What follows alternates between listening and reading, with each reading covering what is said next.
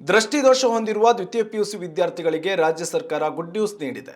ಬೇರೆ ರಾಜ್ಯಗಳಲ್ಲಿ ಇರುವ ಮಾದರಿಯಂತೆ ರಾಜ್ಯದಲ್ಲಿ ವಿಶೇಷ ಚೇತನ ವಿದ್ಯಾರ್ಥಿಗಳಿಗೆ ಡಿಜಿಟಲ್ ಪರೀಕ್ಷೆ ಬರೆಯಲು ಅವಕಾಶ ನೀಡುವುದಾಗಿ ರಾಜ್ಯ ಸರ್ಕಾರ ತಿಳಿಸಿದೆ. ಇದರಿಂದಾಗಿ ಈ ಬಾರಿ ದೃಷ್ಟಿದೋಷವುಳ್ಳ ವಿದ್ಯಾರ್ಥಿಗಳು ಲ್ಯಾಪ್ಟಾಪ್ ಹಾಗೂ ಕಂಪ್ಯೂಟರ್ಗಳಲ್ಲಿ ದ್ವಿತೀಯ ಪಿಯುಸಿ ವಾರ್ಷಿಕ ಪರೀಕ್ಷೆ ಬರೆಯಲಿದ್ದಾರೆ. ದೃಷ್ಟಿಮಾಂದ್ಯ ವಿದ್ಯಾರ್ಥಿಗಳಿಗೆ ಡಿಜಿಟಲ್ ಪರೀಕ್ಷೆ ಬರೆಯಲು ಸಿಬಿಎಸ್ಇ ಮಂಡಳಿ ಈಗಾಗಲೇ ಅನುಮತಿ ನೀಡಿದೆ. ಇದೀಗ ರಾಜ್ಯ ಪಠ್ಯಕ್ರಮ ಅಭ್ಯಸಿಸುತ್ತಿರುವ ವಿದ್ಯಾರ್ಥಿಗಳು ಕೂಡ ಈ ಅವಕಾಶ ಪಡೆಯಲಿದ್ದಾರೆ. 2025-26ನೇ ಸಾಲಿನಿಂದ 12ನೇ ತರಗತಿ ಬೋರ್ಡ್ ಪರೀಕ್ಷೆ ಬರೆಯಲು ಕಂಪ್ಯೂಟರ್ಗಳ ಬಳಕೆಗೆ ಅನುಮತಿ ನೀಡಲಾಗಿದೆ. ಇನ್ನು ಡಿಜಿಟಲ್ ಪರೀಕ್ಷೆ ನಡೆಸುವ ಕುರಿತಂತೆ ಸರ್ಕಾರ ಕೆಲವು ಮಾನದಂಡಗಳನ್ನು ವಿಧಿಸಿದ್ದು, ಅದು ಏನೆಂದು ನೋಡೋದಾದ್ರೆ ದೃಷ್ಟಿಮಾಂದ್ಯ ವಿದ್ಯಾರ್ಥಿಗಳಿಗೆ ಡಿಜಿಟಲ್ ಪರೀಕ್ಷೆ ಬರೆಯಲು ಪ್ರತ್ಯೇಕ ಕೊಠಡಿ ವ್ಯವಸ್ಥೆ ಮಾಡಬೇಕು. ಪರೀಕ್ಷೆಯ ದಿನದಂದು ಸದರಿ ವಿಷಯವನ್ನು ಬೋಧಿಸುವ ಉಪನ್ಯಾಸಕರನ್ನ ಕೊಠಡಿ ಮೇಲ್ವಿಚಾರಕರಾಗಿರಬಾರದು ಹಾಗೂ ಅವರು ಅದೇ ಕಾಲೇಜಿನ ಉಪನ್ಯಾಸಕರಾಗಿರಬಾರದು.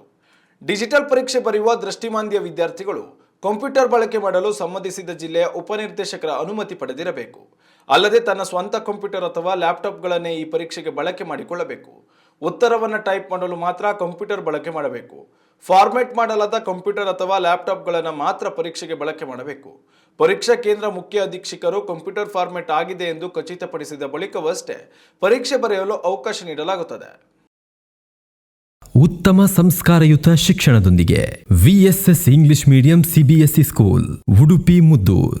ನರ್ಸರಿಯಿಂದ 10ನೇ ತರಗತಿವರೆಗೆ ಶಿಕ್ಷಣದ ಜೊತೆಗೆ 5ರಿಂದ 10ನೇ ತರಗತಿವರೆಗಿನ ವಿದ್ಯಾರ್ಥಿನಿಯರಿಗೆ ಉತ್ತಮ ಹಾಸ್ಟೆಲ್ ಸೌಲಭ್ಯವೂ ಇದೆ. ನಿಮ್ಮ ಮಕ್ಕಳ ಪ್ರವೇಶಾತಿಗಾಗಿ ಈ ಸಂಖ್ಯೆಗೆ ಕರೆ ಮಾಡಿ.